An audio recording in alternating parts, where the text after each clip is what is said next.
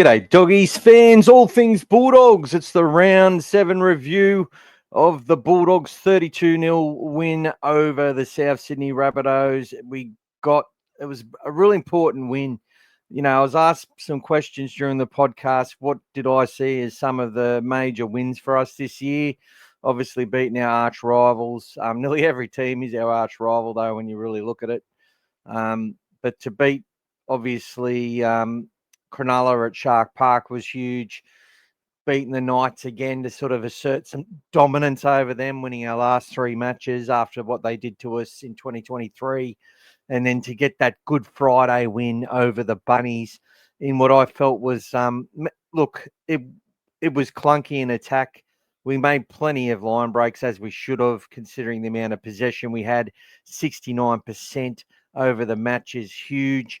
But with Burton returning and Kickow returning, which I said would happen, Kickow, the dog father, obviously let people know he was playing.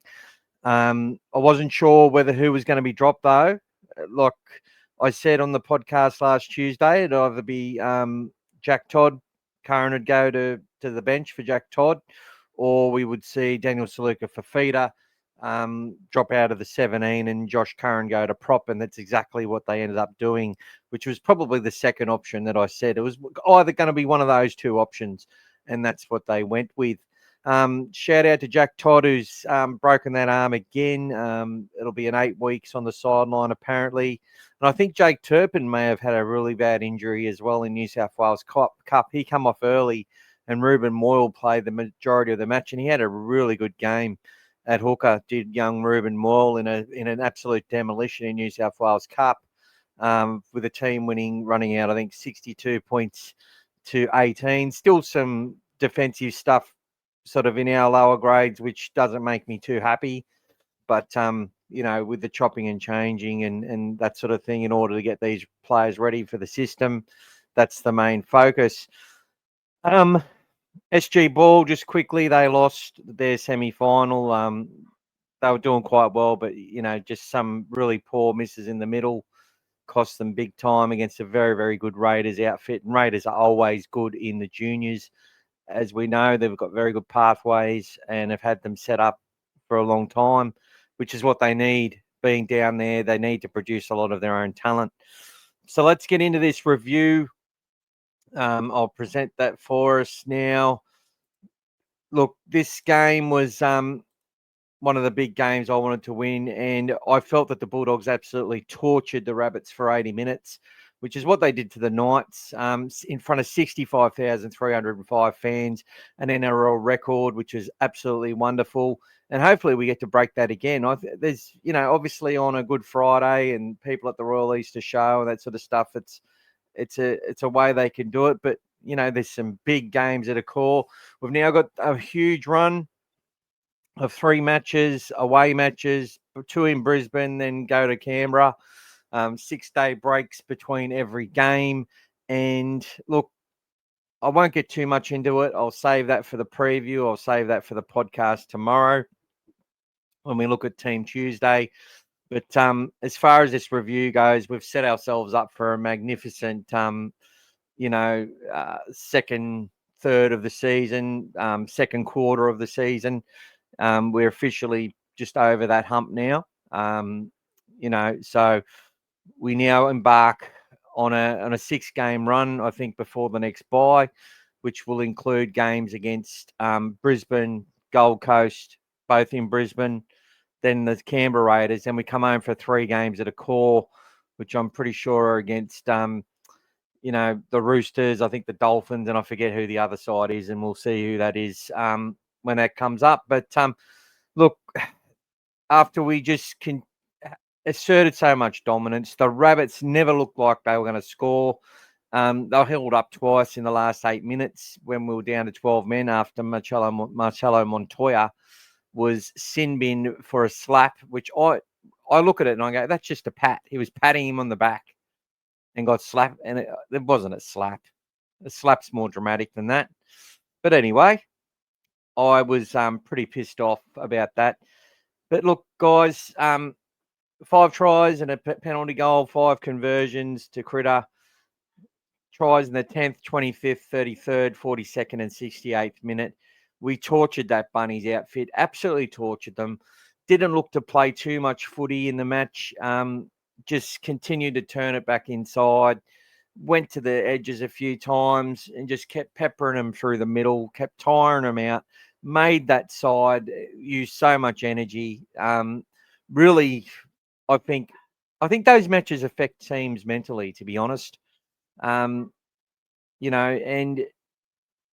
look, obviously they lost Lachlan Hubner early as well, which didn't help their cause. That had been knocked himself out, running into Marcelo Montoya's hip. He turns his hip on the side, and Hubner really knocked himself out, and a really good defender. So that made it harder for them. Obviously, the week before the bye against the Knights, they lost 2 players in the first 2 minutes. So, look, these things, we've had some things go our way, and we've taken full advantage of it, I must say. And we've enabled our big men to get some strong minutes. But as far as adversity, there was no adversity in that game for us until the last 8 minutes when we were down to 12 men. And I didn't feel like we had adversity in the Knights game, even though we only led 2-0 at half time. I just felt we were, you could always feel like this is a game you could lose because you haven't punished your opposition. But I do believe the side for the better teams, I think they're that confident that they go in against, know that they've got to work their ass off to beat any side. But we saw against Cronulla, they changed it up. They, swapped Curran from the left to the right, put Preston out there and tore them apart on the left edge. And they weren't expecting it. They weren't expecting it, the Sharks. And then backed ourselves in every other part of the game to win it. And our defence has been phenomenal. To concede 58 points in 7 games, like some of the best Bulldog sides of all time would not expect to concede that few amount of points in and considering we lost 20 20 of those points were in round 1, and I think another 22 in round 2 or 24. Like it's basically been like 3 points a game we've conceded since then. It's amazing, and they should be congratulated. So looking at the stats in this match, we could look at the team stats, but we had 61% possession over 80 minutes, and it was worse than that for the Rabbits until the last 10. 13 more minutes with the ball. We're just absolutely over 2,000 run meters, 8 line breaks to 0, double the tackle breaks, just making yards easily. They slowed our play the ball down, and I think that the ref giving them a leg up like they did with the Knights the week before, just slowing us down way too much. And if they didn't get away with that, we probably score double the amount of points, I reckon. 19 offloads to 4. So as when I talk about torture of a side, when you're sitting there and you're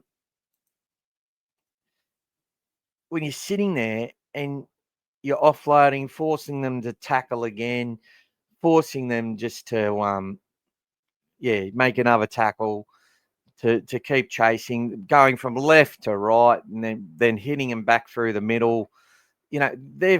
Their whole team. I expect, even though the Storm have lost Harry Grant for 4 to 5 weeks, I expect the Storm to go out and annihilate the Bunnies, but we'll see what happens. But that's what I expect to happen. We saw West do a similar job to us the week after we smashed the Knights. And I expect that the Storm will probably put even more points, especially after a loss against the Dolphins.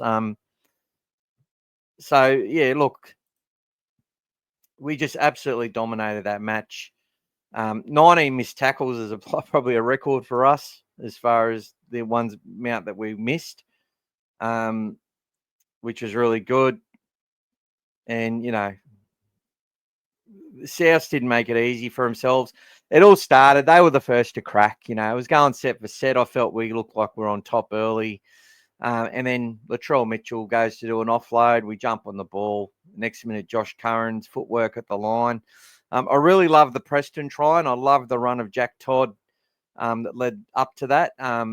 his footwork through and a really quick play of the ball allowed us to get there and just stay on the back foot, and part of the reason why Preston was able to force his way over. Just patience with the tries we score. And as I said in some other games, the games leading up to the Sharks game, because people were like, oh, you've only just beat Parramatta and blah, blah, bloody blah, Para, who held the ball for the whole second half, and we just were happy just to keep rucking it out, This side, as I said, and people understand it, if they want to get into the grind with us, we go, no worries. Let's grind. We grind better than you anyway. You won't be able to you don't have the patience. And they've been proving it. Like it's such a good thing to be able to watch our team and be confident. And they're going to do this. They're going to pull it out of the fire. Really, really happy. Really happy with that performance. Really happy with the whole team. Obviously, Max King, man of the match performance statistically, and just deserves it with what he's been doing. He deserved to go. He should have been getting points all season, but that's the thing. And I think one of the commentators said it. I watched it both on Foxtel and Channel 9 just to get two perspectives from them. But plus, I just like to do that as often as I can when they play both games, when it's on free to air as well as Foxtel. And in saying that the Bulldogs, it's hard to pick a man of the match because they're so even. It's such a team performance. If you had to pick one, though, you're picking Max King, you're putting Josh Curran up there again, you're putting Connor Tracy up there again. Like, Kickout didn't have the stats, but his effort areas are so telling and so obvious to see.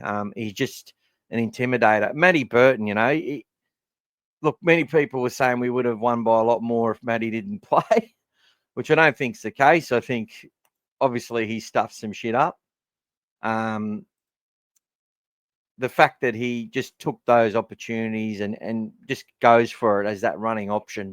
192 run meters from 14 runs. Tracy and that 222. Like, I could probably get the stats out for all the sides and start to look at now statistically who's doing what. That's what I'll do. Let's have a look at it. So let's look at post-contact meters in the competition. Max King's currently in 6th place and he's only played 6 matches. So he's right. He's even higher than that because everyone else has had 7. So that's phenomenal. After that, Bronson Cherry is our next best. But Max King to be in 8th spot, and he's making more post-contact than a Patrick Carrigan, Adam Fanua-Blake's up the top. If we look at averages, he goes up to 5th on the table. He's only just behind Payne Haas, Adam Fanua-Blake, Philip Summy, and Bailey Simonson, who would have increased that today after his performance against West because he was really good again. So these are things that we're not used to seeing. Line breaks. Matty Burton's right up there. But isn't that funny? We've got no one really at the top. Bronson Cherry's had 6, and he's also scored, I think, probably scored 6 tries, Bronson, or 4 or 5. But it's not about the line breaks for the Dogs. It's all about the defence. Try assists. We've got numerous different players up there. So Kickout's got 3. He's averaging 1 a match. Kiraz has already got 2, averaging 1 a match. You got Reed Marnie, who's got 6. So Reed would be right up there, you'd think. Oh, no, I was reading the wrong column. Anyway, Connor Tracy's got 4. It's just a shared performance. Reed's got 3. And if you look at it, out of all the hookers, he's probably number 1 out of all the hookers. He would be. There'll be no other hooker. Oh, Blake Brayley's got 4 as well, but from 7 games. So So he break Brayley's in front of him. That's it. So there you go. And Bailey Hayward has played 6 matches, has 3 himself. So he's doing a fantastic job getting on the ball. And obviously he played in the 5/8s as well. Offloads.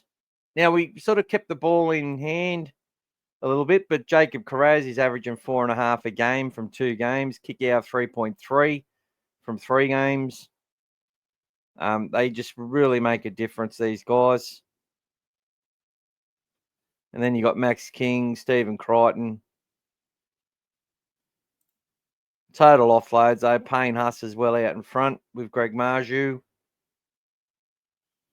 In totals, Kickout's got the most for us with 10. But as I said, the Bulldogs are just a team performance across the whole lot. So I sort of breached into a little bit of past the review, but why not? The Dogs are going well. Line break involvements, that's another one. Matt Burton's got 3 line break involvements, more than Kyle Flanagan. So they're already making their presence felt. So we did all this based off our defence. You know, one stat which is huge for the Bulldogs is we've scored more, our forwards have scored more tries than our backs. And if we go to the ladder, 156 points scored, 58 against. Our points differential is the best in the comp at 98. Undefeated, average winning margin of 16.3. We've won 2 day games and 4 night games, and we're next up against the Broncos. As far as points scored, there's quite a few teams which have scored which are ahead of us, but they've played 7 games. The Panthers, the Tigers, the Seagulls, Dolphins, Sharks, Broncos, Raiders. The Storm's the only side that's scored more than us that has played the same amount of matches. So for all the teams that have played 6 matches, we've got the second highest points scored. Not that it matters, but points against, 58. No other side is under 100. Isn't that amazing? We've conceded 58 points. The Storm 136. The next best, I think, is the Dragons on 118. The Knights on 120. They've got the 3rd best defence. And then you go to teams like the Dolphins and the Warriors and the Storm on 136. Unbelievable. Like, from a defensive point of view, that's just I can't fathom that. The Bulldogs have conceded 58 points in 7 matches, and the next best side of the Dragons, who have won 3, lost 3, and had a bye, who conceded 118. That's just unbelievable. Unbelievable. And it speaks wonders. And when you look at all the stats, and you've got a player like Max King, who's top 5 in post-contact meters. What's total meters? Total meters.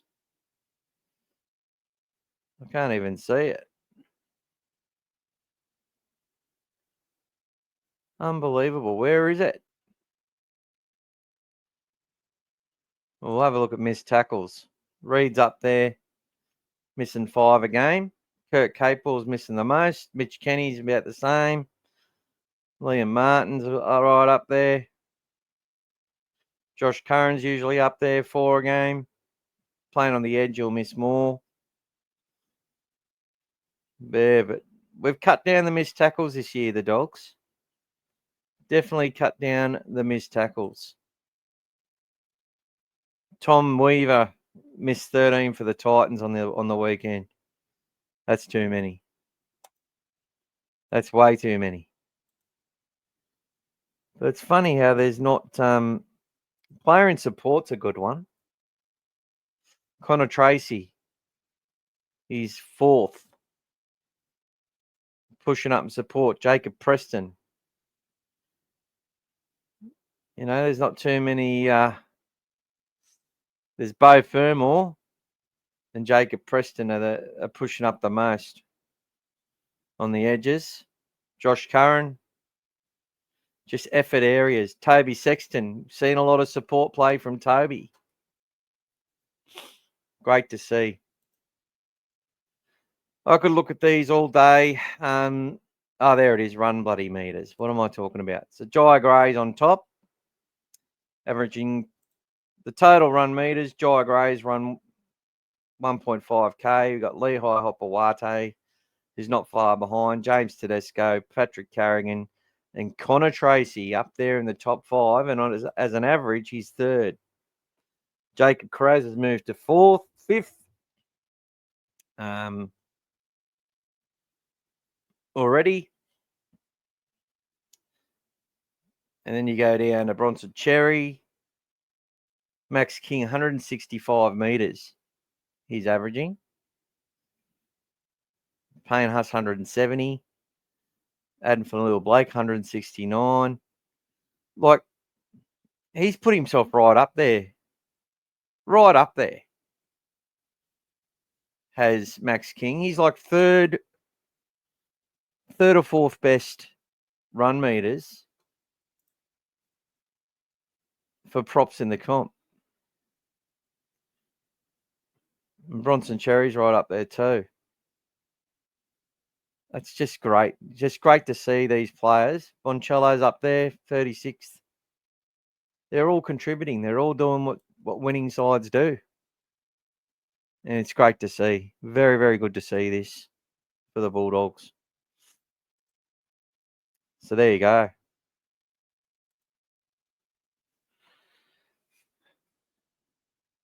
The Bulldogs, where to now?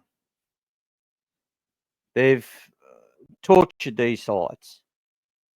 They tortured the Bunnies. They tortured the Knights. They played with the Eels, I felt. You know, looked dominant against the Titans for different parts. Had some adversity happen, dominant against the Dragons. They shouldn't have got us anywhere near us. Like really, we've conceded 58 points. It should be about 40, considering the shit that went against us in those earlier games. And what we show is that when we get a sniff, when the opposition gets a bit of adversity themselves, we make them suffer over it. They make them suffer. It's like torture. I think for some sides, they would rather that, you go around them and you play some football and you give them a break behind the posts. I swear some of them would have liked that. But instead, no, now they're going to run it again. Like, we keep the ball in play. We suck the energy out of teams. And look, our guys put a lot into their match. And they've been building and building and building. So big congrats out to this team and this club. And now they've got to come to Brisbane on a 6-day turnaround. Now, the Broncos are coming back from Auckland on a 5-day turnaround. They are going home. It's going to be a packed-out stadium. It's funny when you hear commentators talking about, people are going to go up there, you reckon they'll pack it out? It was already packed out 2 weeks ago, mate. It's all just going to depend if all the members turn up to their seats. If all the corporates turn up to their seats. Because as far as general admission goes, you've got a few single seats. It's basically sold out. And every Bulldog fan that wanted to go bought tickets weeks ago as soon as they were on sale. And that's what it is here for the Dogs in Brisbane and Queensland. And it's a bit disappointing that thanks to the Dogs for doing a fan day in the trial match, which was wonderful when they went up to Redcliffe and we lost to the Broncos, and everyone said, there was a Foxtel story going, why this is bad news for the Cameron Serrato and his Bulldogs. Not looking at the fact that they played, their whole top 30 nearly and gave them like half a game each. And we used it as like a really decent trial. Our players played long minutes. Most of our team played long minutes. And they got the better of us. Looked a bit easy for them at times as well. Could have led by more, to be honest. But I felt that first 20, 25 minutes, it was like watching the Bulldogs against Penrith last year in the real game. That first 20, 25 minutes when I went, our team's come a long way and they're not far off. And if Penrith, give them a sniff of Penrith lose any players, which they did, I don't see them sticking with us. I really don't. But we saw what they can do. They smashed that Roosters side on the weekend. But nothing comes easy for them either. They work hard. And their defence is a bit of an issue at the moment. The Bulldogs have no such issues with their defence. And our boys are gaining confidence all the time. And knowing that they've got some stuff up their sleeve that I think they need to bring it out. It's funny. I've watched this game against the Broncos, and then last year we saw it as well, where we actually, the Dogs come to play against the Broncos no matter what, no matter where we are. And sure, they've run some scores up on us. Jacob Carraz's first game in 2023. The year before, we should have beat him early in the season. Trent Barrett should have had an extra win up his sleeve. We're better side, lost. Better side for 60 minutes the following year with Serrato's first season. Carraz makes his debut. And wasn't it a good one? Or maybe that was 22. I think it was 23. I don't know. Whenever he made his debut, it was really good. And I saw the Fox score some tries in that game. Birdo was on fire. We'll talk about the preview starting tomorrow in the podcast. And it'll probably, for some of you watching this, or listening to it, it'll be coming up for you tonight. They'll be alive on Tuesday. But what we'll see is that the Broncos have a lot of strike. And while losing Reece Walsh for them really takes away a solid attacking player, I think it can work in their favour a little bit, because I think they just might get more consistency, might make play a little bit simpler, and it'll enable them to grind more and use their strengths. But I told people, Madge Maguire isn't what the Broncos isn't the difference for the Broncos. It's all about aura for the Broncos. They've got talent. Their top 30 is just stacked full of talent. And, but the Dogs will have no fear for them. And I expect that we're going to go out there and throw some stuff at them that they're not expecting. As far as the Broncos go, I think they will be ready for this match, and I think they'll be very dangerous for the first, 45, 55 minutes at least. Players like Katoni Staggs in their side, that Shivasaki's playing really well this year as well. They've got a lot of, what's that word? Energy. And never say die attitude in some of their players. And plus have that forward pack, which is with Carrigan and Huss, you're talking, premium. To me, Max King's looked as good, if not better, than those players this year, but they're still making more meters. But the way I see it, the Dogs have more contributors. Way more contributors. And I think that's the secret to our success. So we'll talk about the preview now. It's going to be one. come Thursday, I'll be at the game. I'm looking forward to it. I'll be taking my daughter. But it'd be good to see the Dogs just put in a really good performance. I expect to see another good performance. But some big highs, some big crowds, some big days. And it just keeps getting bigger and bigger for the Bulldogs. And every win they have, it's going to get bigger and bigger again. And, I can't wait.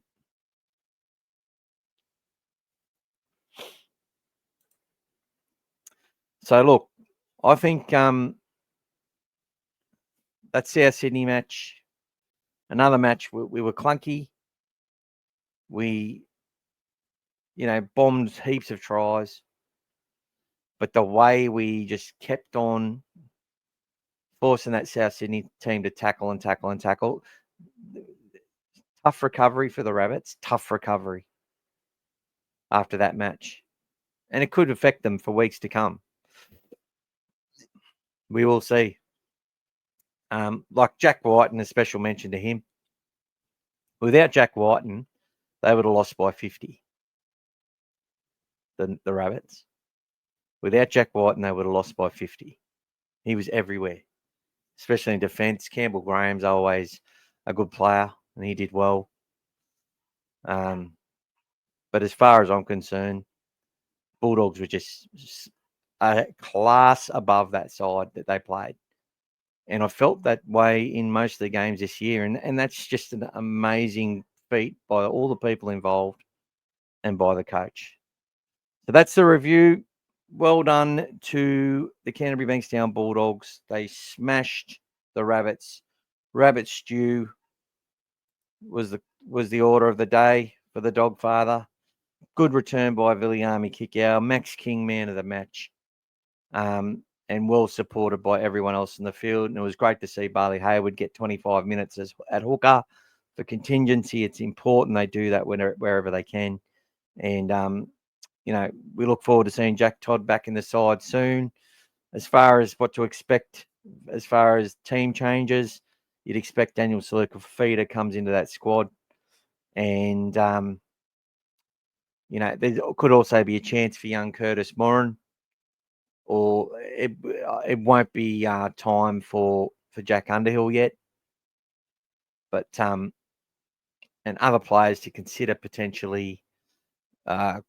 Sam Hughes could be fit in a couple of weeks, so we'll see how that goes. Anyway, thanks for listening to the review. Hope you enjoyed it.